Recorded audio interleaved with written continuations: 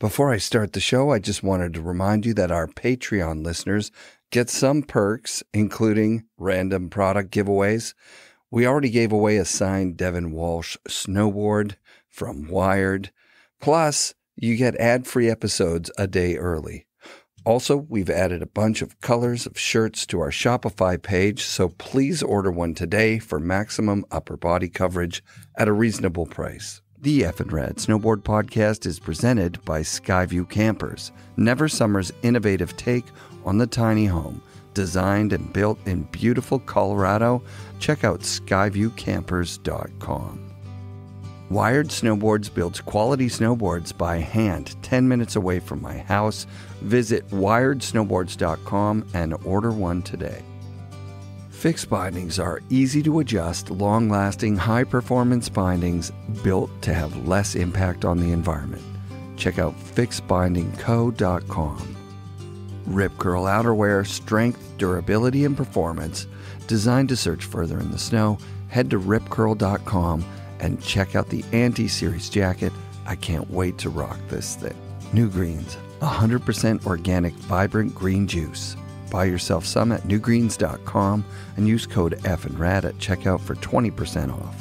And for a chance to try NewGreens for free, listen to the end of the show. The Boardroom Snowboard Shop, best selection, best prices, Vancouver's premier snowboard shop. Go to boardroomshop.com and use code FNRAD10 to save 10% off your next purchase. Support also comes from Mount Seymour, Grouse Mountain, Cypress Mountain, the Pro Standard GoPro accessories, and our friends at 1910. You can use code FNRAD at checkout for 20% off at 1910.com. The Haven's a center for transformational learning located on beautiful Gabriola Island. Plan a visit at haven.ca and use code FNRAD at checkout to save 10% off their Come Alive program. This week's guest is Damian Buckley, a pro snowboarder from the 90s scene in Calgary, Alberta. He worked at Powderstick as a kid and eventually worked and rode for Never Board out of Vancouver in the early 90s. I met Damian at Baldy last week on a trip to find some interior powder somewhere without lift lines. Damian recently moved to Osoyoos, where he runs Down Low Performance Inc. Look them up on Instagram. And we started our interview talking about how Mount Baldy is about to get more popular with the addition of a world-class park builder. You hope it happens and you hope it doesn't, because, I mean, that's what makes this place, right? It's nobody's here. I rode New Year's Day or Christmas Day, and nothing. No one here. No lines, you know. Are the temperatures always this cold? It's pretty cold. It's like minus 15.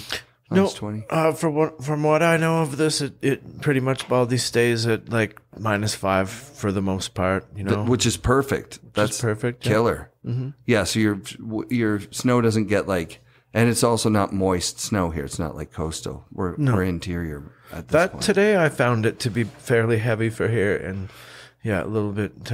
It was old. It was old snow. Yeah. Right? Because like what we were riding today, they opened Northlands for the first time of the season. So some of that snow has not been ridden yet this year. That's right. All of it. Was that today or yesterday? No, today they opened. That's right. It was today. Yeah. It was like it was the moment we got over the chair. Yeah, that's right. So Damian, let's start like kind of back at the beginning. When do you first see snowboarding, and are you already skating at the time? And where are you? I kind of know the answer, but so skateboarding for me started, I guess, would be like early 80s. I ended up in a place called Acadia in Calgary, just a little southeast community. Had some friends. We were just kind of skating around, more like kind of penny board or like, not real skateboards yet. And then Skater Sport Shop opened up like real close to us, the very first store. And then that's kind of where I guess everything began there. I mean, that's where I saw my first snowboard, which would have been one of those Sims, You know, they're like plastic Bodie Sims. Oh shit! Like a Lonnie Toft. Yeah. With the skate deck on top. That's the first board that I saw at Skaters, and That's early. Skated before. Yeah. Then my mom married my stepdad. We moved to Parkland. Then I sort of met, like, that's where I found my people I still, hang with. We started riding Parkland Hill, Park 96 on an old, it would be like an 84 barfoot swallowtail, no high back. My best friend Tim had. Oh, wow. And then, it just kind of went from there. So you were right at the beginning. Like there really isn't snowboarding before that. Like, for the masses. Yep. You know what I mean? Like if you knew Dmitry Milovich or Tom Sims in the 60s or something, there was snurfing, which really was not snowboarding. It was something you do at the toboggan hill, But so that's early on. Yep. And at what point do you get to ride like a lift or something? There's got to be, probably takes 5 that's years a pretty or something. hard one. So we rode Parkland Hill for the first, a little bit. I don't know how long. I started on my friend Tim Nelson's board. He was a regular footer. I would just ride regular, Did you skate goofy? So like you knew you were goofy, but you just were like, I'm going to that's all we had, just the one board. I'm pretty sure that was for only the one winter. And then the next winter, my mom got me a tree line from Snowboard Shop, which would have been like fully finned. Those were built in Kelowna. Wow. Who did tree line? Do you know? You know what? I met a guy that lives in Kelowna, and he actually has the presses, the old tree line presses, and he has a couple of them or whatever. But I don't know a lot about that. It's pretty. If I've heard of tree line, I don't know anything about it. Yeah, no, they're actually a really cool company. They're out of Kelowna. They made pretty solid boards, kind of like, God, I don't even know how to explain them. I guess barfoot-esque. They different shaped, kind of real bright. Yeah, but I mean, I remember Snowboard Shop still being I believe, in his mom's garage real early on. I drove by there, like when we went to COP, we also went to Ken's mom's house. And she passed away last year, but she was still living there at the time, like just like 2 years ago at Bowley. It was insane. Mm-hmm. And there's like a vibe there. Like it was like, this is where it all started. Like I could feel like the box arrives at Ken's place and it's like nighttime because it's winter and he pulls his stuff out and he's in Sorels or Converse All-Stars or something. And he goes across the street where that little fence is and probably just rides down that tiny little thing. I called him and he's like, yeah, that's exactly what I did. Yeah. Like that was the first place snowboards were kind of ridden in Canada. In Calgary, yeah. I know my friend Jeff Ingram was commenting on Ken's post. He was out there too. And Calgary was a hot spot. I mean, even, I don't know if this would predate Snowboard Shop. I'm pretty sure it would, but freewheeling. I mean, we had freewheeling on McLeod Trail. I remember choosing my first like pro board off the wall and Chuck Bell's still around there. And, yeah. Freewheeling's a legit deal. Yep. So they would add skateboards. Might have had snowboards early on too. No, freewheeling. As far as I remember, didn't get into snowboards until freewheeling was probably around in the 70s, right? For the 70s boom. I believe freewheeling. The first one was 1976. Holy shit! Yeah, that's going back. That's going way back. Mm-hmm. And that's Calgary, though, right? It was the spot. I mean, I trying to explain to my daughter so much stuff like came from there and started and still. To this day. Why do you think Calgary? Like, it's sort of, like you wouldn't pick it as it's not like California North or something. I guess the answer to that would be proximity to the ski hills in Ken Achenbach and the Achenbachs. Right, but you've got your buddy. What was his first name? Ingram. Jeff Ingram. Jeff Ingram. You mentioned the guy who worked with Neil. James Clausen. James Clausen and Neil were doing stuff fucking early on, independently of Ken. You actually have 4 or 5 people. And Lindsay Rogers, is he actually from there as well? Yeah, Lindsay's from Calgary, and he probably would have been doing stuff, I think, like Lindsay's first board. Don't you remember seeing that red powder stick? Or I don't know if you saw that. It was Jeff Patterson got it. It was a real early powder stick. Like I thought that was 82, 3, 4, That's something so like that. Early. That's so early. Mm-hmm. Yeah, so you actually have a solid group of pioneers in Calgary really early on. Yep. Oh, for sure. Yeah. Which is nuts. You don't have the same thing going on in Whistler. That's not happening. No. There's not like 3 board companies in Whistler happening. There wasn't much going on in Whistler at all at this point, Almost nothing. That was one thing that really I was always perplexed about Alberta. Everyone wanted to be in Whistler. I was never one of those people. I was like, where is everyone going? We have Kananaskis, we got Fortress, we got Sunshine, Lake Louise, we're so good around Alberta. I don't understand why people were always so gung-ho to get out of there, That's very cool. No, I feel you, because I got sucked into Vancouver. You know what? I just was comfortable in Vancouver. It has everything. Yeah. And you go up to Whistler and there was like a kind of an attitude, and which was earned as well, because like the guys that were riding Whistler were riding fast, doing huge shit. Mm-hmm. And we're also like pretty brutal, like, badass dudes. Mm-hmm. Not an easy group to get into, no. The Creekside Mob? No way. But some of those guys, Creekside Mob was Calgary dudes. No, right? It was not. Nick's and Casting. Yeah, I guess they were. So I didn't really. I saw them as kind of like, I guess they were involved in that. But I wanted to go back to, because I'm trying to figure out. You said where was the first place that I snowboarded, and I guess that would have either been, I think that would be Lion Mountain, Wintergreen, I believe. If my memory serves me correct, I got my snowboard license from Neil DeFern at Wintergreen.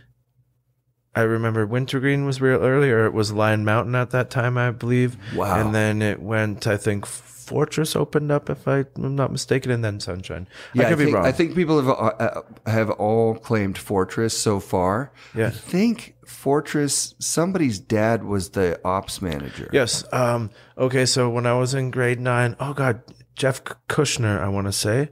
I think, Matt, I can't remember. But anyway, yeah, one of the head guys up at Fortress was, that's right. Okay, so, oh God, names. Matt. This is Matt Koshant? No. It's so long ago. Yeah. So I totally Anyway, it's just really funny the way all these things go, and how, because, okay, so Matt, he is actually the guy who started, what is the Golden Cat skiing?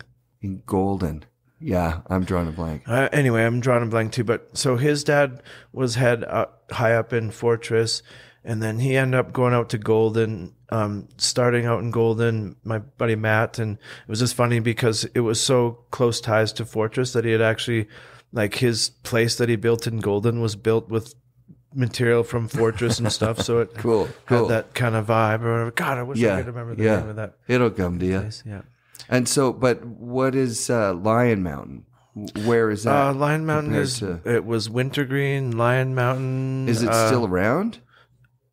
It's a golf course now. It's just in, Brad Creek. Do you know where that is? No. Brad Creek is like 30 minutes, I guess it would be southwest of Calgary. And yeah, it was just like a tiny little ski hill, like so cool, smaller than COP. But it was early on, like, yeah, you could go there and you could get a license. Neil DeFern's up there giving out licenses for people. Yep. He's a pioneer of like actually getting it started the same way like Jake or Tom or those guys were like building boards, approaching ski resorts, and getting shit done. I'd love you to tell the PD story, if that's cool with you, about Neil, because PD blew my mind when I had him on the show.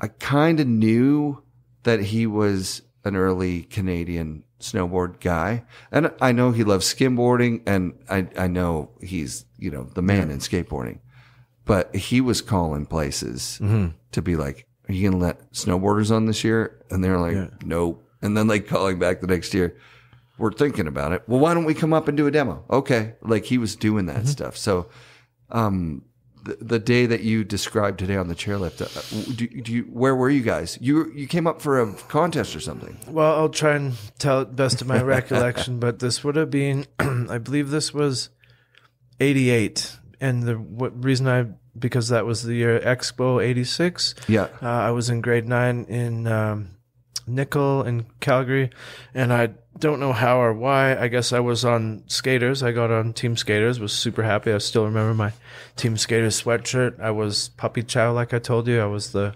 Grom on the team or whatever. And they called you Puppy Chow. Puppy Chow, yeah. That was, I hated it, of course. That was Jeff Ingram, my buddy. He coined that term, and he still calls me that. Because you're like a bulldog or something? It was just I was just Puppy the Chow. little kid. They just were like the little kid. Tagging along, you know. All right, Puppy Chow. Make Puppy Chow hit it. We're not sure if that'll go. Anyway, so it was a pretty stacked van. Like, from what I can remember who was there, would be me, Jerry Kozan, I think Chris Nichols and Mark Castengay were there, Neil DeFern, Brad Cashaw, I think. Maybe Mark Kwan. I don't know. Anyway, a bunch of us Team Skaters would come out to Vancouver to do one of PD's early contests. And we pull up to PD's Hot Shop when it was right by Sealand there. And again, I'm just like a little Puppy Chow kind of observing, just going, whoa, like, you know, not even realizing who I was with or what was happening at the time because it was commonplace or whatever. Yep. Anyway, we walk into PD's and, you know, Jerry walks up and introduces himself, or maybe they knew each other from before. And right away, PD starts kind of like, oh man, do you guys know, like, I heard of Neil and these boards that he's making, the twin tips? And Neil's just kind of hanging back in the background, you know, almost like kind of hiding his head and being a little blushy and stuff. Cause yeah, he wasn't like a flashy dude or whatever, but yeah, just, I mean, one of the many, many, many, many memories I have. That's so sick. So PD was excited about the boards he was building. Yep. And he was building boards in his garage or something, right? So at one point, was there like Slayer boards? Was that him?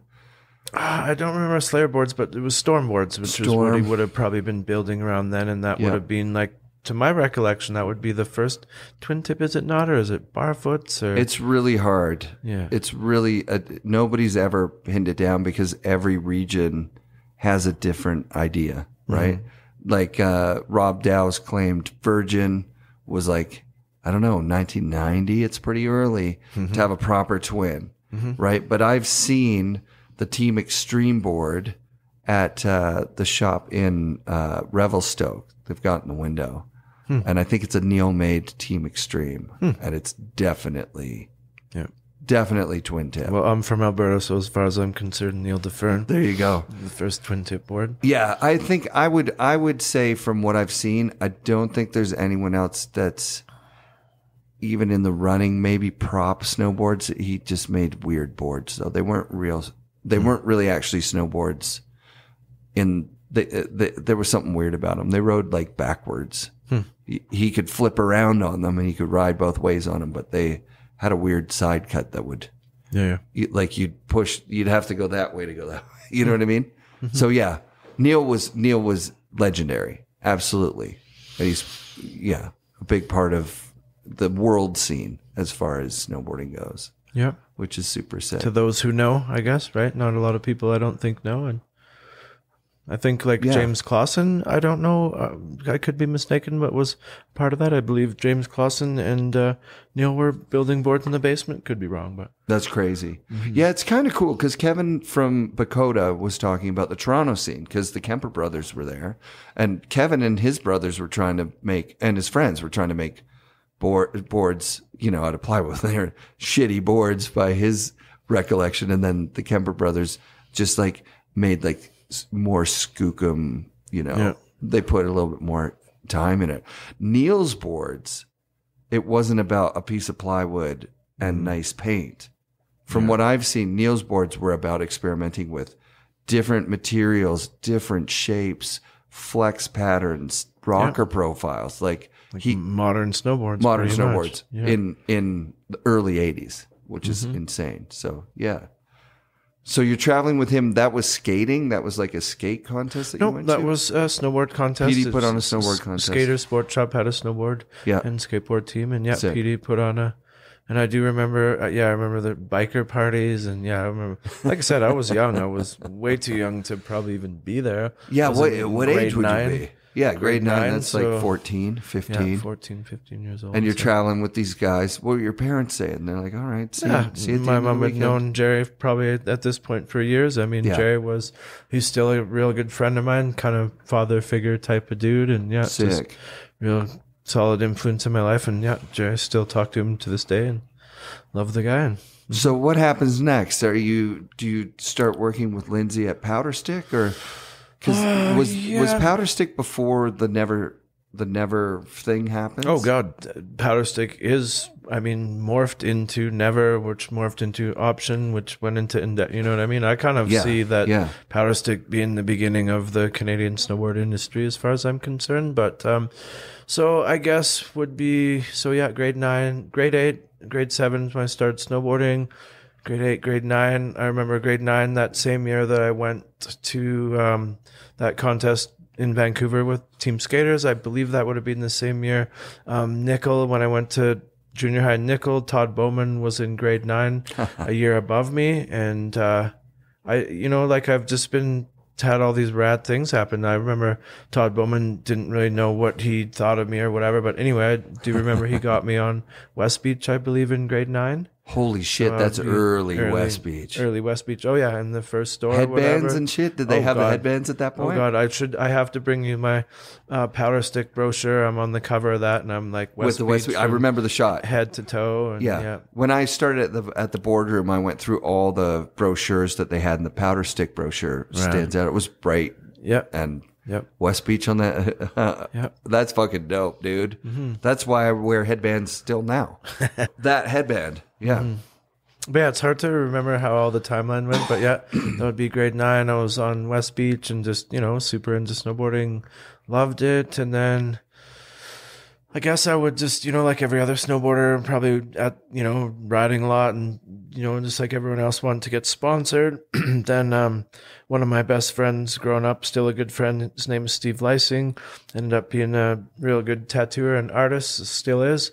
His older sister was dating Lindsay Rogers, who's the owner of Powderstick. So I'm like, yes, brewing up resumes and slipping them to Steve to give to Kari, to give to Lindsay. And I think I might have harassed Lindsay for a year or two before he, ended up putting me on or whatever. And I ended up getting on just riding for Powderstick. And then I dropped out of high school to pretty much go snowboarding. And then, I had a job at Powderstick, had a nice car, and making good money, Sick. Kind of supporting my snowboarding a little bit. And so Powderstick, if I remember, and I might not, this is a long time ago, they had like one model, 2 sizes, or 2 models, 2 sizes. Like it was a pretty small lineup. No, they always had a pretty good lineup. A couple freestyle boards. Later on they were doing asymmetrical race boards and stuff. But early on, I guess it would have been like I think it was like a freestyle line and then a technique line or something, a little more cool, technical, kind of European. And but I know Lindsay was early, in side cuts, and he was, I guess, kind of almost like Neil, like just more like a scientist, or not just building boards, trying to progress. And like I was saying to you before, when you're young, you don't realize what's going on, but that was one factory of 3 in the whole entire world that I'm working at. And, we're building boards for, oh God, like we built boards for everyone over the years. Like it's hard to remember. Skull Skates and Sick, Good and Fruity and Funny, and, awesome. Oh God. Zabo boards and just all kinds. So those Nectar boards. Yep. With Zabo, or were not the Lamar ones, the Nectar ones. The Nectar ones. Yeah. We did some of those Zabo. There's a shit ton that I can't even remember. Like we did like Gouge boards for out east. Gouge. And, I remember the ads. That's cool. Yeah. That's fun. So Lindsay was like, he had his own brand. He was an entrepreneur. He's starting building for other brands, OEM stuff. Yep. And then how does he get involved with the Neverboard thing? As far as I can remember, it was Powderstick pretty much went like bankrupt or out of business. I don't know, bankrupt or out of business or quit or whatever. And then more or less Lindsay sold all the equipment and everything, his materials off to Neil's. It was Grant. Yeah. Grant and Neil's. Yeah. Right. They were furniture makers in Vancouver. Yeah. Not too far from where, like I was at the Boardroom at the time when that just started happening. So that's 1993. Yep.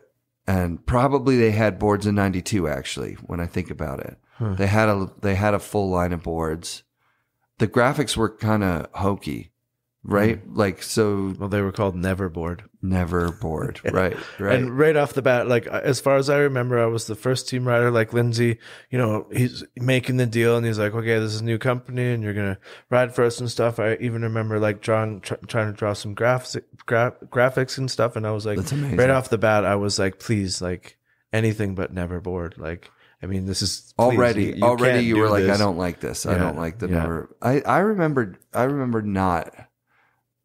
being bummed that they had to change, because the second year with Never, and there might have been 3 years on Never, the second and the third year, because the second year Rob Dow does like a pro model, I think, with the Viking guy on it. Like the blue board with the kind of robot-y deal, or No, it was like a silver board with a like Conan the Barbarian guy on the tail. huh? And Yeah. I don't even know if it came in 2 sizes. It might have only been a 57. Huh.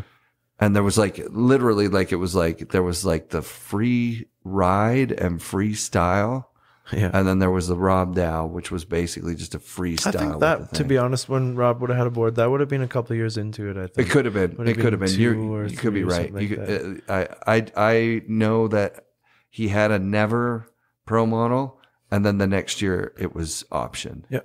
And the option one, the mini Dow, was what Devon was riding. Yeah. Like, and it was almost like the mini Dow was like the Devon. Yeah. And they made the kicks flat. Huh. And that was like a big deal Funny. because the ride boards had those flat kicks, and everybody wanted flat kicks. Yeah. Yeah. That was, see, around that time, like, I don't, it's so hard to remember how everything went, but Yeah. I rode for Never, and then I was on option for the first year or two or whatever that, and I know I lost my spot to Devon, and I was slacking at the time, and Devon was just blowing up, so it was like, I honestly didn't even, I was like, yep, that guy kicks ass, you know, take it, we're good, and I don't know where I moved on from there, but That's interesting. That's cool. I mean, to lose your spot to somebody, to lose it to well, and I Devon's knew pretty like badass. Devon, like before that, like I actually wanted to ask you a little bit earlier about this, because this is like, I don't even know what time frame this ties into, but it was around the Boardroom. Do you remember the Swamp House? Of Do you know course. that place. Yeah, Terry Terry Orr. Or Yeah, that's so right. I rode for Swamp House. Scott Surface rode for Swamp House. Wow. Devon rode for Swamp Yes, House. yes, he did. I That's think right. Tim Nelson did. So yeah, we used to. And then Terry also had Team Buttocks, Yep. which was like this random, not waterproof kind of snow clothes Yep. that you could only get at Swamp House. Yeah, or through me. Or I through you. did sales in Calgary. Yeah, I'm good friends with Terry. Did you open any stores? Were you No, able to I sell would some? just do sales for Terry through friends and family. and That's just amazing. Sell to all the bros, you know. From Yeah, Team under the Buttocks. table. I Team love that Buttocks, shit. yeah. I was still in Ontario when that shit was going on. Ruben Kamens, that's right. Ruben rode there too. And Oh, I forgot. I love Ruben. Ruben was awesome. me too. I haven't Yeah. seen him in super long time. But Yeah. I think that's jumping forward. But That's yeah, I way mean, it's- forward, right? That is yeah. way forward. Well, kind of. We sort of went through it. It's like you're a team rider, and you're a team rider for Lindsay, basically. And then Lindsay closes down Powderstick and starts working with Neverboard. Yep. But did he stay when it was option? He became kind of a supplier of materials by that point, didn't he? As opposed to I think being... for quite a few years, Lindsay hung around just sort of as like a whatever production manager or Okay. whatever, still laying he up actually boards worked and for stuff. Yeah, he worked there. quite a while, and then And did yeah. you work there also, like laying up boards and shit? I would I was always Lindsay's like my jobs were I would cut the boards out on the bandsaw, finish them on the drum sander, and then do bases. So I was kind of drilling out the T-nuts. So I was the finishing guy. Yeah. Rob Price was generally laying up boards, but Trent Walker worked there. But yeah, a lot of us came to Vancouver, I believe, for the first summer. And I used to come out and work at Option, I think, for the first summer, just kind of making money before going to Whistler for the summer. Right, because it wasn't in full production all year round. Mm-hmm. It was like, that would have been like a summer job, and then they would have gone and kicked into sales and doing samples and that Yep. kind of stuff. I didn't really. I from what I remember, I worked there just for the one summer, or whatever. I worked for Lindsay at Powderstick for quite a few years through after school and all that sort of stuff. But So you kind of just said you were slacking as far as like pro snowboarding goes at that point. Did you move to Whistler? I don't know if I was slacking so much. I just remember Devin was just absolutely phenomenal at that time. He had just sort of blown up. You know what I mean? At that time, I would have been at Lake Louise and riding a ton. That would be in like night janitor years, I think. So yeah, Let's talk about the night janitor years. How did you get that job? You just apply with a resume, or did you know somebody up there? Well, that's a funny job because the first year that I went to work at Lake Louise, which, I'm just going to say 91 because I know that's the year I was supposed to graduate. Didn't graduate. I just pretty much got lost in snowboarding. Like, we should go back to the photo and what my school career or whatever. But yeah, let's hit that and then come back to this. So you had it in your mind you wanted to be a pro snowboarder? Since the day I started snowboarding, you know what I mean? It was just like, you're a little kid and of course you want to be a rock star and a firefighter and all that. But I was just like, I can remember having like that big snowboard shop barefoot poster on the wall with Ken dropping some big thing. And yeah, it was like, of course, in the back of my mind at this time, I'm not going around like saying like, I'm going to be a pro snowboarder, you know, because I'm in whatever, grade 7, grade 8 or whatever. And I guess fast forward or rewind or whatever to the North American Snowboard Championships, which I believe was my first year snowboarding. This contest just comes up, and of course, me and all my friends super into riding. Yeah, let's enter, you know, whatever, $60-$40, whatever the hell it cost. Sure. And I entered first snowboard contest, went to Sunshine Village, rode the chairlift with Chuck Barfoot, got to see Craig Kelly and just everyone who's anyone, you know. You're just, I wish I could go back but anyway, so after North American Snowboard Championships, must have been like spring or summer, you know, my friends, our spot was Parkland Banks. We're all just skating banks. There was Max or 7-Eleven right near there or whatever, and a group of my friends, Gerber and Tim Nelson, comes running up and they're just, dude, like, you're in the magazine. And I'm just like, what? Like, you know, there was no shoot or anything like that. So I was not expecting a goddamn thing. Sure enough, I go over to the Max, flip open the Powder magazine. And that Powder magazine, the issue was full of snowboarding. It had a bunch of avalanche stuff and maybe some sims and then a picture of me. And it was like dropping into my first half pipe, first contest, just random, like kind of showing sloppy, crazy snowboarding. And yeah, it was me. And it was end up being Mark Gallup's first ever published snowboard shot. So, that's you know, unbelievable. of course I just get this random shot when I'm this young kid loving the sport. And I'm just like I think I went straight from there, straight home to my mom and just like, yep, sorry, mom, it's over. Just, you know, quitting school and going to go snowboarding. And I did stay in school for quite a few years after that or whatever. But yeah, that was for sure like the bug or the... You got a kid shot, a shot of you as a kid at the Worlds in a magazine. 13, 14 like, years old, you know what I mean? Disheveled, sunglasses off, all sketchy and stuff. But that's what makes it super cool, you know? Totally. So yeah, that was, I guess, my life ruining moment or whatever, kind of as I see it, you know what I mean? But yeah, I you know, like, I mean, I was never overly successful as a rider for sure by any means, but it gave me my life. I mean, it's, you know, I was working when all my friends were in high school, making good money, had a nice car, traveling around, going to trade shows and having a freaking blast, you know? Yeah, so fun. So you move up to Lake Louise, get the job. And you get an on-hill residency? Okay, well, we'll go back to that. So that would have been 91. Everyone were done high school. And I remember me and Tim Nelson were pretty tight. Like me, Tim Nelson, Paul Gerber, Paul Nelson. Like, taught Paul Nelson how to snowboard. That's right, Paul. Anyway, so, so me and Tim decide, I don't know how we just started riding with like Newsom and Fatty and Bannock and stuff. I think maybe through the contest and stuff. And then I don't know how, but it was just after school, we're going to go and apply at Lake Louise because that's where the spot is. And we're just going there. And first year we go and apply there for jobs, night janitor jobs. Shauna Newsom, who's Scott Newsom's mom, she's doling out the jobs. We're friends with Scott, so it's pretty much like it's not a shoe-in, but it's like, you know, you're good to go. And anyway, we show up there first year, apply for the jobs. Everyone, you want the night janitor jobs, Tim gets his job. I apply for my job, go for my interview. And then Shauna's like, do you have your high school diploma or whatever? And I was like, I'm not going to lie. I'm like, no, I don't. And she's like, oh, can't hire you. So I'm like, I missed the first year. Like I was still back in Calgary. All my friends are working at Lake Louise. I was pretty bummed out. So how I fixed that is I went back next year, applied again, same resume. This time when Shauna says, do you have your high school diploma? I say, absolutely.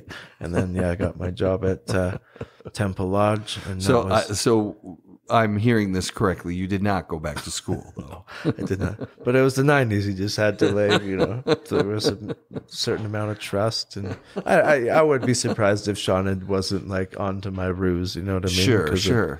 Yeah. But you're like, I got it. You get the job. And now, so what's the job like? You're working at nights. Are you kind of stuck on hill? Absolutely. Yeah. Nobody wanted that job because it was Temple Lodge. It was on the far back side of Lake Louise. The only way to get in and out was either a snowmobile, ski lift, or it was called the Big Toe, which was just a old Chevy C10 with big tires, drive up and down the ski out. So nobody really wanted to be there, especially because they just closed it down. That lodge was originally made to house like 15 or 20 people and have the restaurants and staff would stay there. They shut that down just because it got too crazy. I believe somebody almost died up on Larch Quarter Pipe. People getting hit by trains and just crazy booze fest. So they shut it down, just put like 2 night janitors, 2 ski patrollers, and then a manager up there. So when I was up there, it was like, I loved it. It was for sure the best time in my life. Like, lived on the backside of Lake Louise, snowboard every day, eat well, made a decent amount of money. At that time, I think I must have rode for like Team Buttocks and Never. And so I would always be getting boxes. I'm living backside of the ski hill, riding like I was saying, Jonathan Moore would always come wake me up and ride every day, getting boxes, and food is free and life is good. Was Jonathan working up there as well? No, or he was just coming up to ride every day? In grade 6 or 7 or 8 or something like that. He's a kid. Right. It was Banff school, so on good snow days they could just take off and go snowboarding or whatever. So, that's so sick. Yeah, and I mean that year, let me just try and think of like all the people who rode and like lived around there that year. It would be like Tony Hasenkrug. I don't know if you know him. Scott Newsom, Scott McFarlane, Sean McFarlane, Dennis Bannock, Tim Nelson, Al Clark would have been out there a lot. Wow. Like there was just a massive group of dudes who just all we wanted to do is just snowboard every day, a bunch of dirt bags, snowboard and drink. Was there a feeling that you guys were the second round of this, like with, Ken and Warbs and the guys from Evan Feen, all those dudes from before, having moved to Whistler? Now you guys kind of filled this sort of void that was because they created probably a pretty cool culture up there. Yep. Well, I mean, for sure, we were second generation. Like, I mean, almost everyone but me around this time all rode for Snowboard Shop. Like Dave Ock started hanging out there lots with us and riding with us, and then I don't know how Ken just ended up kind of sponsoring all the guys out there, whatever, except for me because I didn't get along with Ken, and we don't really want to get into that too much, but we could. I don't know. How do you not get along with Ken? I can't even imagine. Is it just a personality thing, or is it? I don't want you to throw him under the bus or something. Yeah, no, I don't even want to get into it too much. But I was a greasy little snowboard kid, and I don't know. I pretty much ended up nabbing one of Ken's rental boards when I was a little kid, like basically stealing it. I was like, I kind of come from the wrong side of the tracks, and at the time was influenced by my brother and his friends, and I was actually with my brother the night when I nabbed the board or whatever. And this is a fun memory. I can well, it's a fun memory. It's a weird memory. I hate it, but it is part of it happened. It's part of the thing, because I dealt with that for years and years after, right? Because Ken was like the man or whatever. And I mean, you know what, to be honest, I always remember Ken being like friendly and stuff to me, but he was just like, yeah, that board, dude. Like I used to we'd go up to Whistler in summer camps in the summer, and all my friends would be coaching and stuff. Like all my friends are riding for Snowboard Shop, all my friends are coaching, and it's like, yeah, right. like except for me or whatever. Except for I you. remember Ken, like this is the relationship I had with Ken. Like we were friendly. I've known him for so long and whatever, he knew I was around. He was probably pissed about that board, but I do remember like even going up to Whistler, he would still sell me like, a pipe pass or whatever they were. So I would still get to ride and stuff. Yeah. He just wasn't super duper stoked on me. And anyway, that's cool. Ken, I really would want to apologize about that. Oh, that's nice. Thanks for sharing that, because I mean, every once in a while we go off on a cool tangent like this where it's like, dude, these are the lessons that like you want to pass on to your kids, right? Like my kid stole a little Lego guy from the Lego store. And he was like, oh, I'll go give it back or whatever. I was like, no, fuck, that's even worse. That's going to be, I don't want to explain all that shit. You got to keep that and remember how excited you were when you were stealing it and how much of a bummer it is. Okay, let me just get into this because it's pretty funny. And this is how I remember it. Okay, my brother's like jaw clean cut. But if you know anything of badass, him and his friends, all they did was fight and steal and just bad dudes or whatever, really. Sure. To be honest. And, I mean, single family home, whatever. I mean, I was, I guess, kind of that kid from the other side of the tracks. Anyway, one night we're snowboarding at Wintergreen Lion Mountain with my brother and we're leaving. And there was a stormboard. And the stormboards at the time were just like sitting on the rack. And it's like, I don't think if it wouldn't have been for my brother, I wouldn't have done it because he was just that type of dude. And it was like, we left late, no one's around, there's not a car in the park. And I was like, dude, what's a board on the rack or whatever? Grab it. And I'm like, nah. Anyways, end up grabbing it, ride it. And the way I got caught is just like, this is like, how stupid could you fucking be? Excuse my language. I don't know if I can swear, but yeah, you can. It's the fucking Rad Snowboard anyway, podcast. so, that's right. I should know that. Anyway, so there's a contest at Wintergreen Lion Mountain, like probably a couple weeks or the same season that I steal this board from Lion Mountain, right?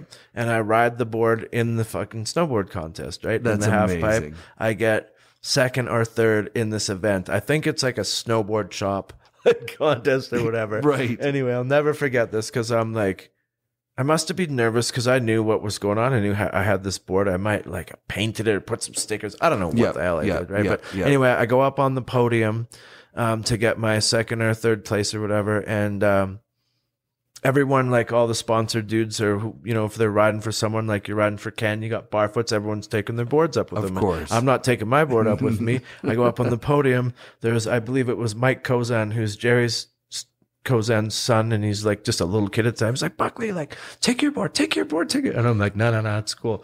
Anyway, so he brings me my board. I'm up on the podium, and I'm standing there with my board. Ken and like Dave and Carl are right in front of me, and they're like, oh yeah. Anyway, so that's how I got caught for that. And did they take the board back, or did I think they must have taken the board that day or whatever. Yeah. So now you're without a board, you're kid, bummed, and you're embarrassed, and the whole fucking thing. I still am embarrassed about it, to be honest. But well, thanks for sharing it with the listeners, because that's fucking rad, man. Like that.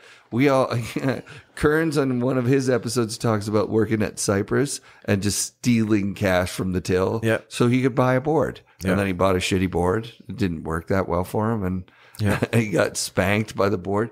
It always does feel like it kind of comes back to bite you in the ass, doesn't it? Oh, yeah. Well, it bit me in the ass for years and years. And I'd love to one day talk to Ken about it. There's things in my past, like stuff I've always wanted to clear, like, I don't know how much we would get into. Yeah, we better not get into that. Forget it. Nothing. Let's move on. Yeah, man. That's cool.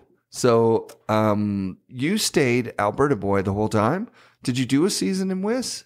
No, I would go to Whistler for summers and just travel out there for contests. I rode with Ruben Cambeats up there in summer 94, I think, quite a bit. You probably were up there riding with him, maybe?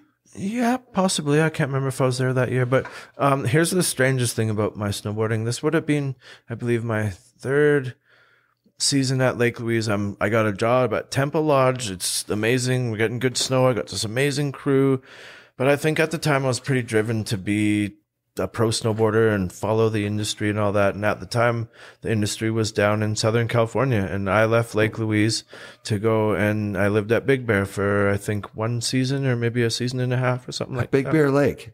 That's amazing. Which was like the most, looking back, I'm just like, man, like what the hell was I doing? But it's a big move. At the time, I think I was riding for, I think that would be Never. And I had, like there was no salary or anything like that, but I had a bunch of boards and product to sell. So I would just go down there. I had some friends down there that, like friends from down the hill would rent a cabin like this up there, and they would all come up in the weekends. Me and my friend Paul Gerber, who I went out, Gerbs, shout out Gerbs, we would stay up there full time, and dudes would come up on the weekends. And that's fucking awesome. It was really fun. Like I enjoyed it, but I just like, it makes me like, why would I leave Lake Louise for Big Bear? Like it's insane. I just went to Big Bear for the first time a few weeks ago. Yeah. And I was like, oh, when does the natural snow fall? And he's like, some years it doesn't. Yeah. So it's just man-made snow. Mm-hmm. It's so close to California. The cool guy fucking California people are there. It's insane. It's a cool setup. Yeah. But it's all like slushy, sunny, burn your face, like riding in the California At the time, though, it was awesome because, I mean, parks were pretty like fledgling here in Alberta and BC and stuff. And everywhere. there, I mean, it was just It was booming. the Outlaw Park, full, right? Yeah. full runs, Big Bear and Snow Summit. And I believe I had passes to both. And it was a super good time up there. Like who I stayed with was like I had really cool friends down there, like a guy named Bob Arthur. He was pretty heavy in Division 23. Sick. He was Arnett rep, like Rawl. He was around at that time. Like Rawl Reese? Yeah. Wow. Yeah. But yeah, anyway, just had a real Oh, cool yeah, group because, of- Rawl Reese was friends with the Division 23 guys. Wasn't he a big part of that, I thought? Or? I don't even know. Yeah. But, maybe Special he was. Blend and all Special that. Blend he was. Yeah. Bob was, so my friend Bob Arthur, I don't know if he's still around in the industry, but he was big in Southern California industry for years and years. He was like the big rep. And at the time he was, Bob the Mayor Big Bear, we called him, just because like he knew everyone. And that house in Big Bear had like everyone came through there. Like I believe Circe came through. I know, Peter Line came. Yeah. We would just have like everyone would be coming and crashing on the couch. That's fucking badass. Yeah. And to be a kid from Alberta, now you're down in California. Yep. Are you like, how are you making, you're selling boards and shit to make money. You're not like working at the local. Nope. Just snowboarding and living the and dream. having fun. Yeah. I had my friend Paul Gerber, and he was just there. He was just my sidekick. He was just my homie, but he's funny. He's still one of my really good friends. He's like a character. It was like, I'm down in California and I'm the snowboarder and stuff, and he's the whatever, the sidekick or the whatever. But Gerber, everyone loved that guy. Like he was like kind of my like Brushy, loved that guy. All the Burton House was down the road, and dope. Yeah. What a time in snowboarding. Mm-hmm. So at that point, are you progressing as a snowboarder? Like you're getting tricks and you're getting tricks and doing videos and getting your magazines and all that sort of stuff. Yeah. What a dream! What a dream life! Mm-hmm. What pops the California bubble? You probably run out of either money or I think just out of money, and I mean it just wasn't what we thought it was, and I just missed Canada and Alberta. Maybe if you had gone to Tahoe. Did you ever wind up in Tahoe? Kind of rolled through and rode there on a road trip, but didn't spend a lot of time there really. That place has mountains like here. Mm-hmm. It's nuts. Yeah. But at the time, that's where the industry, that's where everyone was. So that's what you did, I guess. Totally. Right? But I do regret that. You know what I mean? I wished I would have just done my own thing. Like, I never, like what I talked about before, I never understood why everyone was so hellfire to get out of Alberta, because it's pretty, I mean, it's funny, I realized that now I'm living in BC, and I kind of realized more Alberta's nice, great province, like it's epic. Mountains and prairies and there's something very special about being an Albertan. Like it's like the Canadian Texan or something. Like there's something about that, like the Rocky Mountains that go all the way from, northern Canada to southern United States. Mm-hmm. The people from the Rockies are fucking badass cowboy people. Good people. Yeah. Mm-hmm. And there's good terrain, like you say. Mm-hmm. Like, why leave when you've got so much at your doorstep? Yeah. Longest season in North America starts often in very early November and just goes as long as you want to go. Yeah. I'm not complaining. I love BC, but just, I've always wanted to get out of it so bad. And now that I'm gone, I'm just like, it's not so bad there. I mean, I go back from here and ride Sunshine Village and Lake Louise and good spots.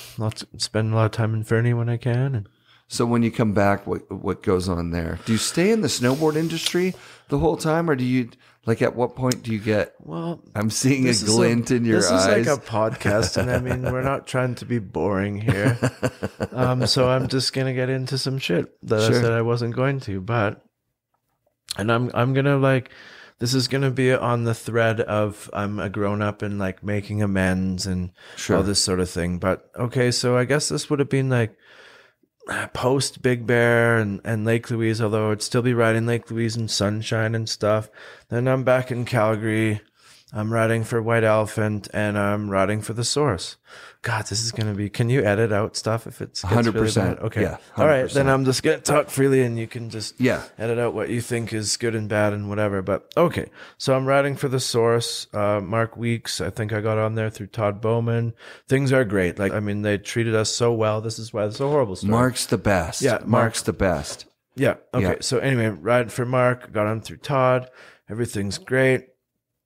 Those guys supported me real well, and I'm on White Elephant. I think this would be right around the time when I'm getting a model on White Elephant. This is actually like the pinnacle of my career or whatever, or as I like to call it, the end, which is quite funny because I worked 10 years pretty hard to get to this place, and it was like this year I had a pro model on White Elephant. Who did White Elephant?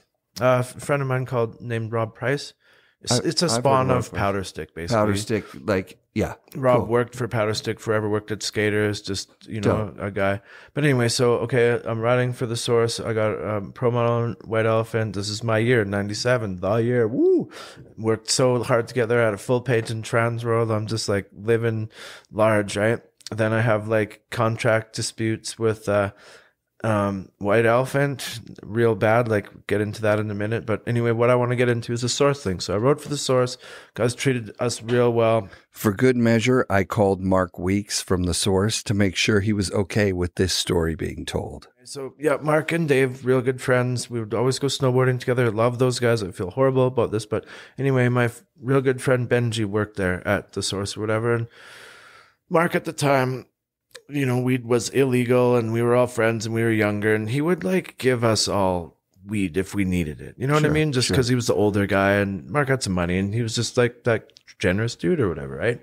Yes. And so it's like Mark's out of town. Me and my friend Benji works at the Source, and we're just like having some drinks and just dumb kids, and we're drinking and drunk, and it's like, hey, we need some weed. Let's get some weed. I had actually never been to Mark Weeks' house. I've never been to his garage, but I know people would go there and stuff when he wasn't in town. And I know this guy, I'm not saying his name because that's just beat, but a really good old friend of mine I knew for a fact was pillaging weed from Mark for like years, a really long time. It was just kind of known. Just like sneak in there, sneaking a little grab bit a couple here of buds. and there, right? Yeah. So anyway, me and Benji make the bad decision one night to like, hey, we knew Mark's out of town. Let's go grab a nug. And this is what I'm talking about, like a nug for a doobie. So I think it's Benji sneaks in, grabs a nug, blah, blah, blah. We go away and smoke our doobie, and, no one's the wiser. And then a week or two later, it's like shit hits the fan, and Mark's like, calls us in and stuff. Benji gets fired. And basically what ended up happening is, we took a little nug or whatever, but we'd been blamed for another dude who'd been doing it, or maybe multiple people, I don't know, that have been doing it for a long time.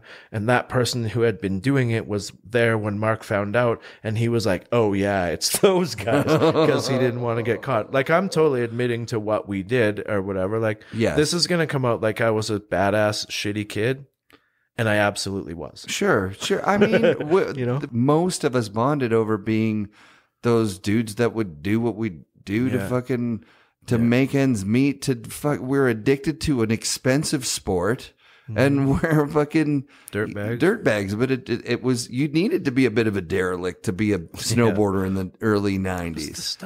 It was a style, right? So now you're talking about stealing a little bit of weed from a friend, a mentor, a sponsor. It was horrible. The worst part about it is, I know for a fact if we would have like reached out to Mark and just said, hey Mark, he would have gave it to us. So it's just stupid on all levels, right? And then from what I remember, when we got caught, like, we admitted, we did it, but dude, it wasn't us. And Mark he just had it pinned on us, and he was whatever. Like, and we did what we did, so we deserved it as far as I'm concerned, right? Right. So then I had contract disputes with White Elephant.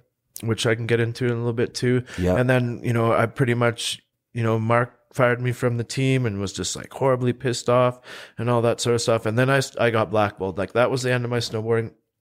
That was the end of my, what do we call it? Sponsored snowboarding or Sure. whatever, career type of thing. You know, I went on for the next couple of years. I would, you know, like I got on Staple, you know, because I was at the point in my career where I was well known and I could just kind of call people up and be like, hey, I don't have boards. You know, you got anything? I'm a sponsor right now. Right. And I would get a new sponsor. Mark would find out. He'd call him up and just like drop that guy. You're never selling a board in my shop again or whatever. Right. Wow. So yeah, I got totally like straight up. Like, which you understand. Like I could see why someone would do that. Well, and you know, the reason why I'm bringing this up is because I'd like always wanted to reach out and talk to Mark about this and just kind of go, because he was a great friend, and regardless, he did a lot for me, and I respect him. And right. So like, when you're a kid, you don't think this shit's gonna follow you around. Like you're like, oh well, fuck that guy, whatever. But like when you're a fucking fully grown adult and you have little regrets like that, it gets worse. So I was blackballed, and then I was pretty much like, I was ruined, right? Because I went from snowboarding's all I know, and then I go a couple seasons blackballed, my career is over. I'm now just this confused, like alcoholic, drunk, don't know what the hell I'm doing, and I end up running into Mark down at a bar one night. It was like a friend of mine's birthday. I'm still hanging out with all the Source team and like people who work there and stuff. And anyway, I ended up running into Mark down at a bar or whatever. And I don't know how it went. I think he was like kind of cocky and like tried to buy me a drink or I don't know, something like that. And then we ended up getting into a fight. I ended up like kind of like pummeling him in a bar. Oh, wow. Mark remembered trying to buy Damian a drink to put the past behind them, like a peace offering. And then he remembers Damian sucker punching him. Almost 30 years later, both Mark and Damian remember this incident as Damian acting shitty. Okay, back to the show. And then anyway, and that was just kind of the end of snowboarding. I mean, I went a couple of years after that, you know, filming stuff for RPG and stuff like that. But that was really like the end of because I'd done too much shitty things and just couldn't. Right. You know? Was there a part of it that was you just didn't feel good about being in it anymore? Or was it like there was active like blackballing of like, there was for sure active blackballing. Yeah. Although I totally regret it because I mean, you know, I guess when you go through all those years of being a snowboarder and then you get to this pinnacle and you think you're this sponsored big deal and you're just used to getting boxes and boards and all these sort of things. And then when that cuts off, I mean, that's just hard shit to deal with. Like, what are you going to do? Real hard. Like work a job to buy a board from who, right? Yeah, like buy your own pad. Yeah. So it's like your past. But I do regret, right. I regret that stuff that I did driving me out of snowboarding for a few years where it's like, you know, I mean, I still ride as much as I can. I still love it as much as ever, but I totally regret that. And, sorry, Ken, and sorry, Mark Weeks.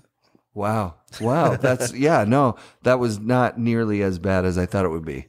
Like to me, those things are, even if like, okay, straight out just between you and me. I mean, I know we got cameras and mics on us right now, but if you had stolen all the weed, if it was you that had been going in there and took it all that shit, does it matter? It's still not that bad. Yeah. It's still not that bad. I don't think it really matters. I feel like as an adult, the thing is just you don't do that shit to your friends and your family. Right. Period. End of story. And you came into it in a time where, you know, you were fending for yourself for whatever reason. So however you got where you were at. Yep. And you saw an opportunity that the child you or the adolescent you just thought, not a big deal. But then it ends up becoming something that defines like the end of your career, like you say. Yeah, ruining everything. Right? Well, and there was more to it than that too, right? It's like, okay, again, at a time when it's like I've been working all this time and, you know, you're at this pinnacle and you got all these accolades and stuff and things are going so well. And then, so it would have been around this year when Rob Price asked me, I don't know if I was riding for White Elephant or he just said, will you ride for me? I want to give you a pro model. And I'm just like, what? You're like, perfect. So this is 96, 97, I believe. So I'd had contracts throughout the years, Powderstick and JT and all types of little odds and sods stuff. But this was like my first contract where I'm like getting paid. Yeah. Right.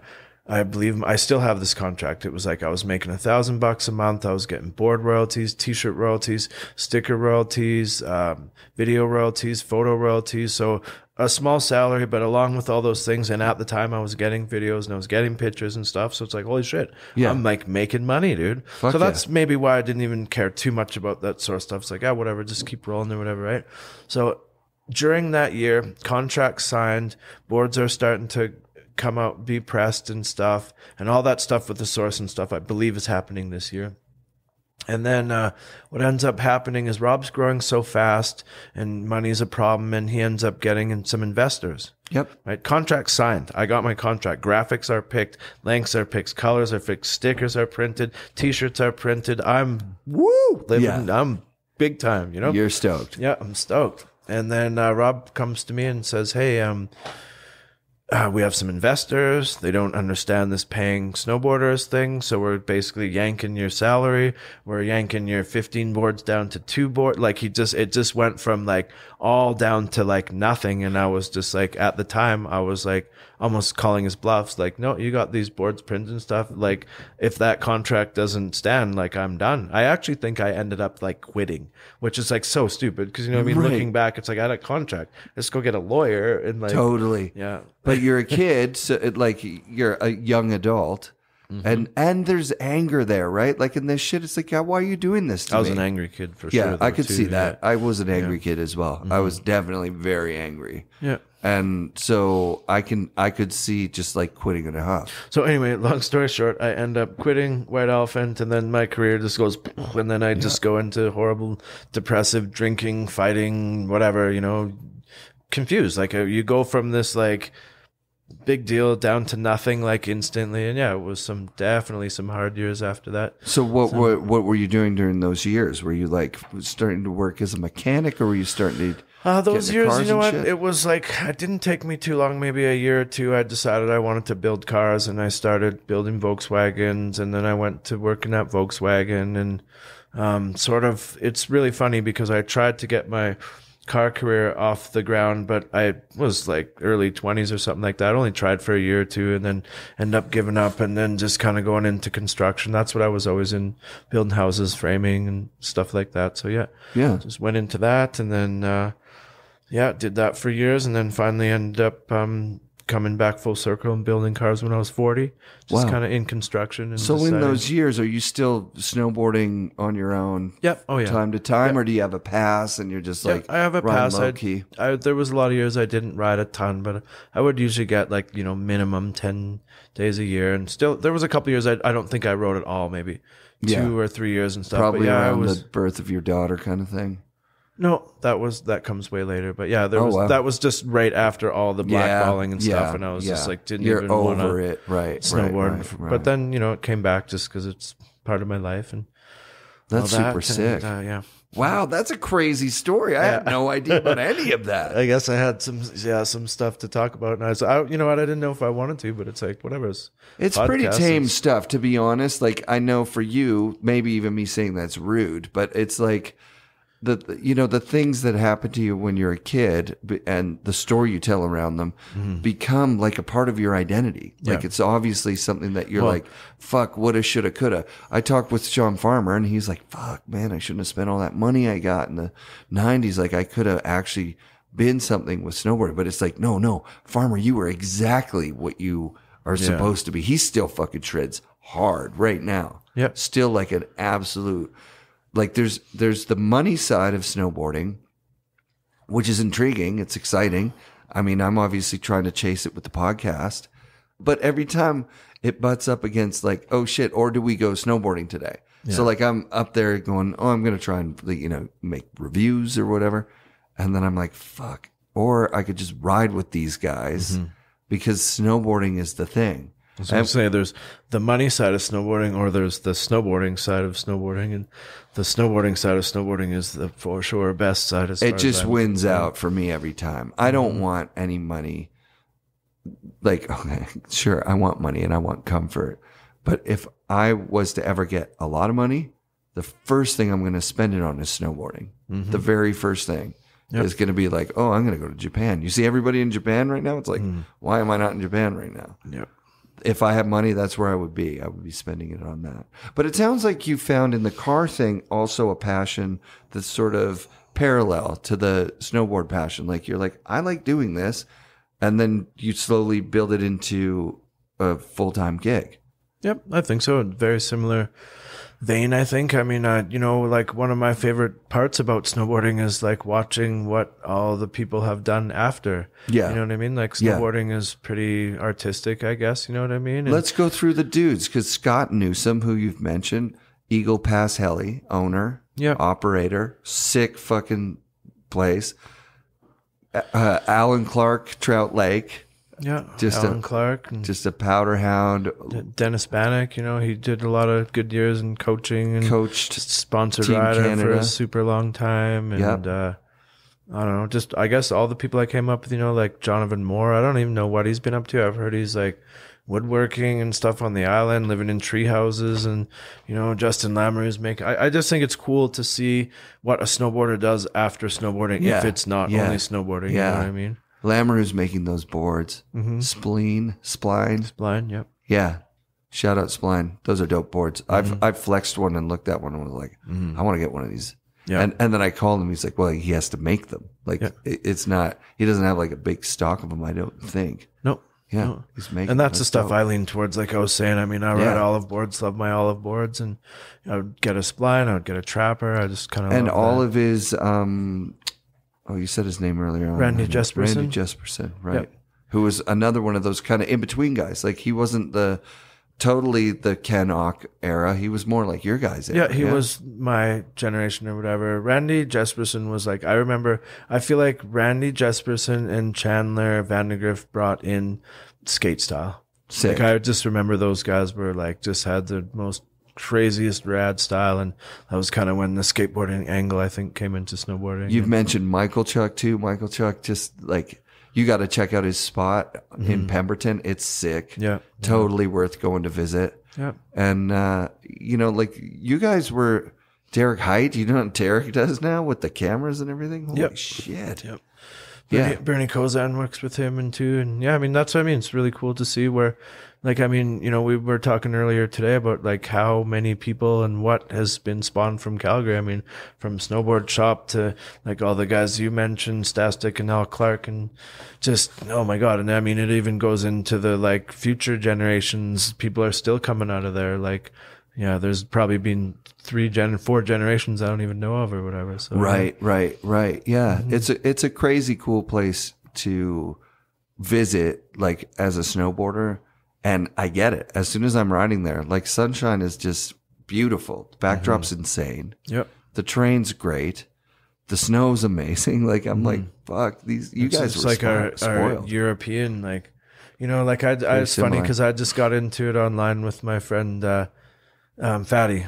Scott McFarlane, I know I mentioned something, there was some Sunshine post, and Fatty's like hardcore Lake Louise, like that's all there is, and he's like the Lake Louise Sunshine type of thing, and we got into it over that, and I was like, no man, Sunshine, like sure, Lake's rad, but I don't really hold allegiance to one ski hill over another. If I did, obviously I'd probably lean towards the lake, but I mean, Sunshine Village is high up, gets amazing snow, and it's like, I feel like it's like it's like a European resort. I've never been to a European resort, but I imagine me neither would be like. So. We should do a trip to Europe together, man. Yeah, with Ken Ock. He's actually he's actually talked about doing it because he's got all those early European friends from I remember there. You guys talking about that. Yeah, he's dope, man. I don't think Ken would want to take me on that trip. I bet you'd be surprised. I'm sure it's water under the bridge at this point. Yeah, I'm sure it is. Probably is. Anyway, that's like I said, what we talked about earlier though too. It's like I'd feel good about getting that off my chest, and like I said, I feel like I was a shitty kid, but like I said, I just kind of was. It's just the way I came up and the things that happened in my life, and I mean, just like all of us, I guess. You've obviously learned from it. Like all the conversations we've had on the chairlift in the lodge today, I'm like, oh, this guy's like putting time into like being a good person. That's a story I'm telling myself. Yeah. So hopefully tell myself that as well. I Yeah. do my best anyway. I'm definitely a different person than I was back then, I guess. Well, you were riding. Let's come to the present. You're really shining today as a rider. Like the thing that was fun to watch was that you were realizing, oh my God, there's people in this resort where I've been riding by myself for 2 years that I'm going to be keeping in touch with, and now I kind of got a crew again. Yeah, I've been riding kind of lone wolf over here because you just spent 15 years raising your daughter. Yeah. And most of the time that you're snowboarding, or some of the time you're snowboarding, is going to be with her, obviously. Yeah. And now you're mostly just the past like 3 seasons, like since I moved here, you know, teaching my daughter and riding with my girlfriend, and which is all great. Had tons of fun, but you know, like me, it's different riding with those type of people than it is riding with a group of friends. And I mean, totally, you know, like how ironic it is that I ran into you here today because we've never met. I feel like I know you because I watch all these. Brad. And I just watched the Sean Kearns last night, like literally like right before I went to bed. And then, come up here and just met Tyler, my new good homie. And then, run into you. And And also at the time that you run into me, I just got dug out by ski patrol from a fucking tree well, basically. Yeah. Not a tree well, but just I got stuck in some trees. Pinned in the And you're trees. like, dude, those dudes just went up. I said I'd wait here for you. Yeah. And then we have a nice chairlift ride up and everything. Also, it was just so dope. Eric, I know you know this, but that was like almost first chair on a powder day, and I stayed back and waited for you. You did. So I feel like I may be a good person. I think you're a good person, buddy. Yeah, that is a sacrifice. Mm-hmm. No, it actually is. It actually is. I've you know, at that time you're talking about, when I was being an asshole, we had a friend from high school come out who he lived in Edmonton. He came to ride Whistler with us. His binding broke, and I was like, fuck you, dude. Yeah. Like, good luck with that. See you at the car at the end of the day. We didn't have cell phones, nothing. Mm-hmm. I don't think that guy, I still to this day, I think that guy doesn't like me because of that day, and he shouldn't. That was a mean thing to do. I convinced the rest of our group that were voting, like, let's go down with David and get his help binding him out and be fixed. a team. I'm like, do you have any idea how far the fucking village is from here? We're way the fuck up in the Alpine. Yeah. No, man. You're on your own. You're on your own. I paid $100 for this day or whatever. Mm-hmm. Paid $40 for this ticket or something. So I have, same regrets, man. Waiting up on a POW day is a pretty fucking rad thing. Getting to ride with homies, like you use the phrase "found my people." Like that's what this show is for me. Is like, these are my people. These guys are awesome. Mm-hmm. I go ride Bear Mountain with Eric Blam. Dude, that guy was like in 82, 83 hiking up in the mountains in California. It's like there were a whole bunch of us doing the same kind of stuff. I shouldn't claim that I was doing that. I was like an 88 kid. Yeah. 87 maybe at the earliest. But like we snowboarded during a time when you could show up at a place you'd never been before. Yep. And you see a crew of dudes, and maybe there's one of you, maybe there's 2, 5, whatever. Mm-hmm. And you link up, and now you're going to the coolest shit. I don't know how far we're off from that still to this day, though. No, you know what we I mean? did it like, today. Just like those guys who rode with us, everyone's pretty. We did it young, today. But, you know, it's like something that you guys got into on the Kearns podcast or whatever last night. It's like the circle of people. It's like, okay, so I just moved here to Osoyoos from Alberta. Love it here. Business is great. And I have, like, I don't want to say I don't have friends, because I do all over town, everyone I do business with, and I have friends I can drink a beer with and all these sorts of things. But growing up the way I did with nothing but artists and skateboarders and snowboarders, if you don't have those things in common, it's just this like you're, you know, like I just met Tyler, and it's like I knew instantly, it's like, shit, sweet, I found my people. And it's like, your people doesn't have to be 10, it just might be one dude, or absolutely, you know what I mean? And just absolutely make me realize how like important the snowboard and skateboard culture is to just, I mean, how you can relate to people, I guess. Yeah. Jason Bros, who's the sponsor of the show with Fixed Bindings, he gave me a bunch of Ashbury goggles too, so I want to shout those things out. They're dope. I rode one lens all day today. Nice. Absolutely epic. Did a post on Facebook, like, worried about the industry. Like, all this conglomeration. Because I don't know if you know, but like a lot of the medium-sized brands are kind of getting all into bought up into this kind of like umbrella thing. But it's been going on for a really long time. Yeah. And I quoted Sal Mesikela from his podcast on the Surfer's Journal. And it's something like the biggest lie the surf industry ever got away with was telling the world that the surf industry is the surf culture. It's like hardcore. Yeah. Right. And you just said it just as succinctly as possible. I'm not worried for the snowboarding community ever, because the snowboarding community is 5 guys meeting up and hiking up to get some pow turns and jump off some cliffs and shoot a couple of photos. That's the same thing as 1985. Yeah. Snowboarding's fine. The industry might be fucked, but yeah, the industry's fine. Yeah. So like, no offense to Bros, because he straddles the line. He's a part of the community. He's a part of the industry, and definitely the industry is a part of the community. There's no way around it. Well, and that's the time and era that we're in too. I mean, isn't everything being bought up by big conglomerates and being lumped into, like, does BlackRock own snowboarding now, or who knows, right? Who knows? I just think if you want to see snowboarding like how it was when we were kids, if you miss that, come to Baldy. I was just going to say that, yeah. Come to Baldy. Baldy. Go outside your comfort zone. Go somewhere else and just say, hey, sit on the chairlift with someone. Ask them, hey, was there a good spot to ride here? And I was just thinking of like doing that at Baker and having someone say, fuck off, or Whistler or wherever. But I bet you could do it anywhere. Yep. I bet you could do that anywhere.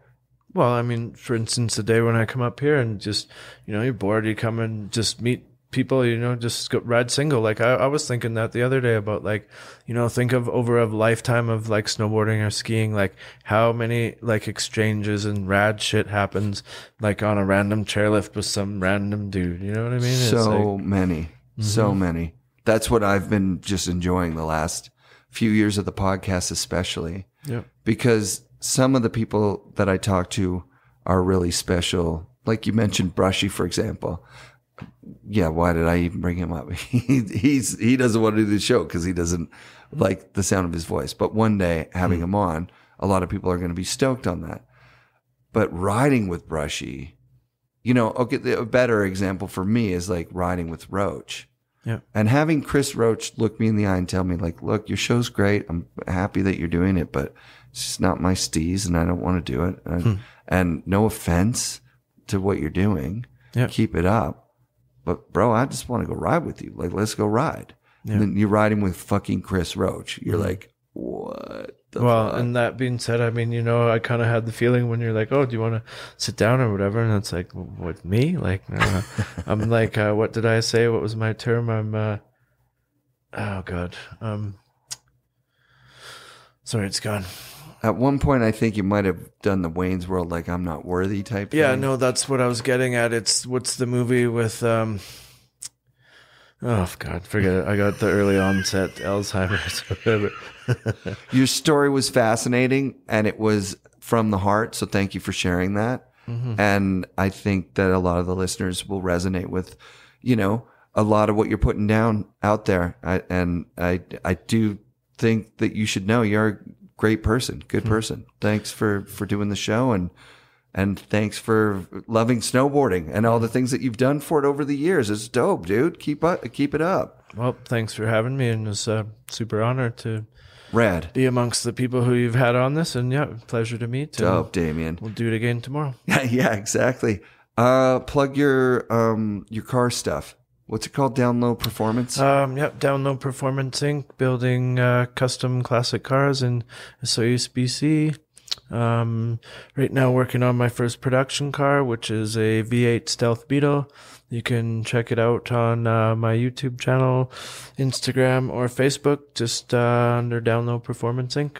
All right, man. And you're going to have to teach me the ways of how you got 4,000 followers in whatever it was, 6 months. Just post a Beetle video, and that's all I did. Awesome, man. Thanks for doing the show, Damian. You're welcome. Thank you. Peace. FNRad shoutouts this week to Damian Buckley. Thanks for doing the show, man. Special thanks to Brandon, Quinn, Tyler, and B, Colleen, and all the people working at Baldy Mountain Resort that made my trip last week so rad.